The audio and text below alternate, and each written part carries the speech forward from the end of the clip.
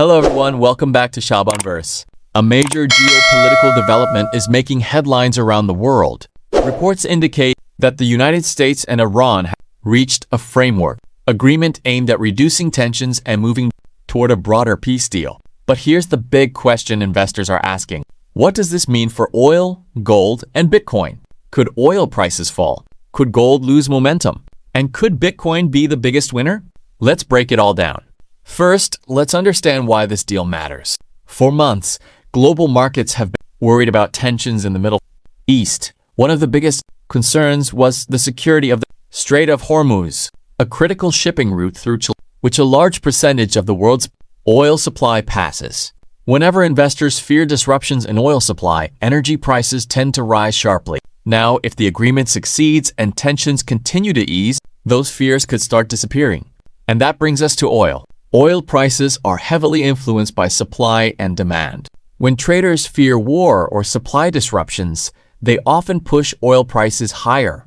But when peace talks progress and shipping routes remain open, markets usually become more confident about future supply. In addition, if sanctions on Iran are eased in the future, Iran could potentially increase oil exports. More supply generally means lower prices. That doesn't necessarily mean oil will crash overnight, but it does suggest downward pressure on prices compared with a war scenario. So from a market perspective, the peace deal is generally viewed as bearish for oil.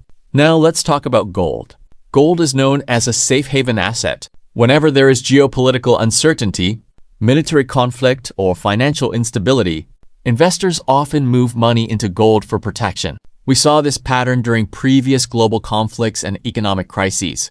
But when tensions ease and investors become more confident, money often flows out of safe haven assets and into risk assets.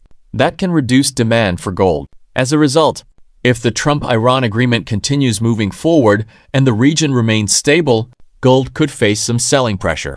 However, it's important to remember that gold is influenced by many factors, including inflation, interest rates, and central bank policies.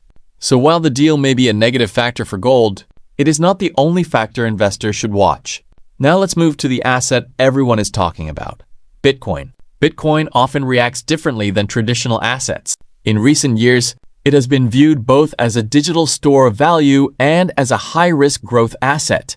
When global uncertainty falls and investors become more willing to take risks, money often flows into technology stocks, cryptocurrencies, and other growth investments. That's why many analysts believe a successful peace agreement could be positive for Bitcoin. A reduction in geopolitical fears may encourage investors to increase exposure to crypto markets. At the same time, if institutional investors regain confidence, additional capital could enter Bitcoin and the broader cryptocurrency market. This could create bullish momentum. However, Bitcoin is still affected by many other factors, including regulations, ETF flows, interest rates, and overall market sentiment. So while the peace deal may support Bitcoin, it won't be the only driver of price action. Let's summarize everything. If the Trump-Iran agreement continues successfully, oil could face downward pressure because supply concerns may ease. Gold could weaken as investors move away from safe haven assets. Bitcoin could benefit from improved risk appetite and increased investor confidence. In simple terms, oil, bearish. Gold, slightly bearish.